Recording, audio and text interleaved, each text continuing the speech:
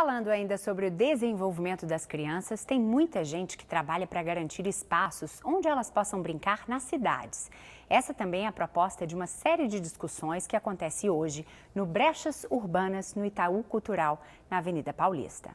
Para falar sobre esse trabalho, a gente recebe aqui hoje o Rony Hirsch, que é fundador do Erelab, e a Ana Fátima de Souza, que é coordenadora dessa série. Obrigada por terem vindo. Obrigada também. Como é que vai ser esse encontro hoje, Ana? Bom, a ideia hoje é essa mesmo, é a gente discutir como que a criança deve e pode se apropriar dos espaços públicos.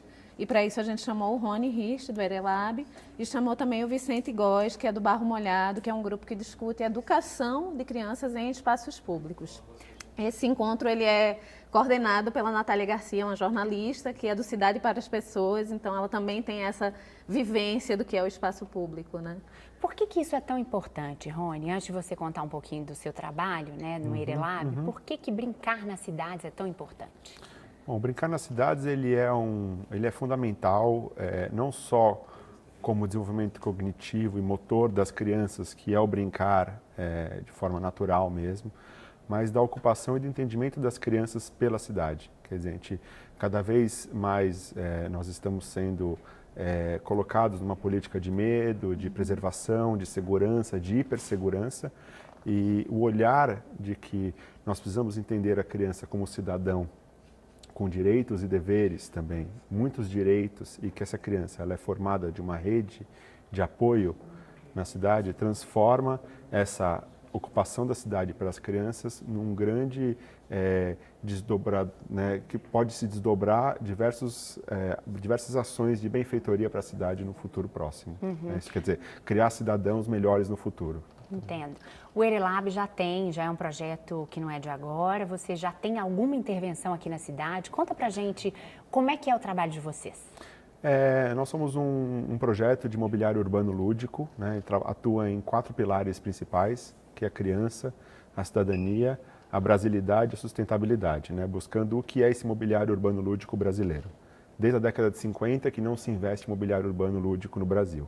Né, ainda temos os 4 mesmos equipamentos de sempre e a ideia é a gente levar as crianças, essa criança do século XXI, né, que tem tantos outros estímulos e recursos para a cidade, de volta à cidade, de volta a um brincar normal, né? Então, o natural, né? Então, hoje a gente tem na cidade de São Paulo um espaço que fica no Largo da Batata. Na Zona Oeste, na capital. Na Zona Oeste, no Pinheiros, fruto de um concurso público promovido pelo Instituto A Cidade Precisa de Você, junto com o IPIL, que é o Instituto de Políticas de Inovação e Urbanismo, mais recursos próprios do nosso fundo social que a gente desenvolveu para poder atuar realmente nessas ações, né? Estamos com algumas outras ações fora de São Paulo também, no Rio de Janeiro hoje.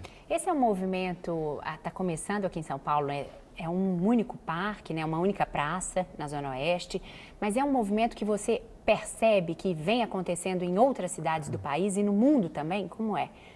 No mundo, bom, olhando para a Europa, ou países onde a criança ela é identificada como um cidadão porque existe uma série de recursos públicos que atuam naquela, né? Então, a mãe ela não tem babá em casa, não tem um condomínio fechado com piscina, quadra e não sei o que lá, não tem. Então, a cidade ela é o grande lugar do brincar da criança. O parquinho do bairro já é um lugar muito frequentado. É onde as pessoas elas pegam o filho, né, põe no ônibus, põe no metrô, leva na escola pública. Então, serviços públicos de uma maneira geral funcionam e aonde as crianças elas são inseridas ali, desde trocadores ou cadeirões em restaurantes até acesso a lugar para rampa para carrinho, calçadas.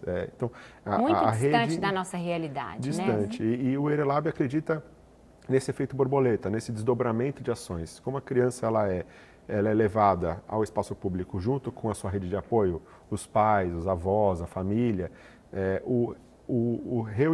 voltar a usar o espaço público pela criança se transforma numa possível transformação em efeito borboleta do resto. Então começa a criança atuando naquele lugar, aí vai para a faixa de pedestre, vai para a sinalização, vai para a iluminação pública, vai para a melhoria das praças e a reocupação nesse sentido. E quais são esses mobiliários voltados para a criança que vocês trabalham com eles e que pode ser visto aqui em São Paulo no Largo da Batata, como a gente falou? Basicamente, a gente atua muito em cima de um design nacional, buscando um olhar para a criança em cima do desenvolvimento dela como motor mesmo. A gente tem uma linha de peças muito voltada à primeira infância, o que é muito difícil, inclusive, de se ver na Europa. Quer dizer, lugares onde a criança ela é livre no espaço, ela sozinha descobre aqueles equipamentos e, basicamente, a gente atua em cima de uma pesquisa das ações. Então, é o subir, o escorregar, o pular, por exemplo, tem uma linha de pedras, por exemplo, onde elas pulam de pedra em pedra. Então, isso veio para a gente em cima de um olhar sobre as crianças ribeirinhas, caiçaras, que cruzam os rios, pulando de pedra em pedra, e como elas têm aquela facilidade naquele habitat onde ela vive, e que as crianças em São Paulo já não têm esse recurso mais, né? Porque tinha alguns centenas de anos atrás. Então, retomar um pouco esse brincar natural, quer dizer, o que a natureza dá para elas brincar e que a gente pode reproduzir e trabalhar isso num contexto visualmente atrativo que consiga fazer alguma competição com os outros recursos que ela tem em casa. Semana passada a gente falou aqui no Repórter São Paulo, era a Semana Mundial do Brincar, a Aliança pela Infância promoveu uma ação em várias cidades do país para estimular a brincadeira, né? Você falou da ocupação da cidade, da criança como cidadão, mas tem também essa questão para o desenvolvimento, né? É importante para as crianças essa ocupação e essa possibilidade de usar o corpo na brincadeira sem tantos recursos eletrônicos para se desenvolver também, né? Isso, acho que independente também só do brincar ou do equipamento em si, a relação afetiva da criança com a cidade significa o que ela pode se transformar como um cidadão melhor no futuro. Né? Parar de ver a cidade pela janela do carro e começar a vivenciar a cidade como um ser que faz parte do corpo dela, né? Em relação à escala também. Então, a criança começar a entender que, a criança e os pais, na sociedade de modo geral, que é no espaço público onde essa criança vai conseguir se relacionar com crianças diferentes dela, né? Com outros credos, com outras religiões, cores, pensamentos. Então, ali, com a diversidade, com a diversidade, né? Criando uma sociedade mais afetiva, que eu acho que é o que a gente está precisando hoje. Muito bacana. Ana, faça a chamada para quem se interessou, como é que as pessoas podem ter acesso a essa discussão hoje? Tá bom, o Brestas Urbanas ele começa às 20 horas, né, no Itaú Cultural. É preciso chegar meia hora para retirar ingressos, porque é tudo gratuito, mas a gente sempre recomenda que chegue um pouquinho mais cedo, porque ele tem sido muito procurado, as pessoas estão muito interessadas nessa discussão, né? E para quem não está em São Paulo, está por perto e quer ouvir a discussão, a gente vai transmitir pela internet. Em qual site? itaucultural.org.br, 20 horas. Muito bacana, muito obrigada, parabéns pela iniciativa, sucesso nesse encontro hoje, que a gente consiga ver mais ações desse tipo na cidade para a gente conseguir ocupar melhor a cidade com as crianças, inclusive. Tá ótimo. Obrigada mais uma vez. Muito obrigado.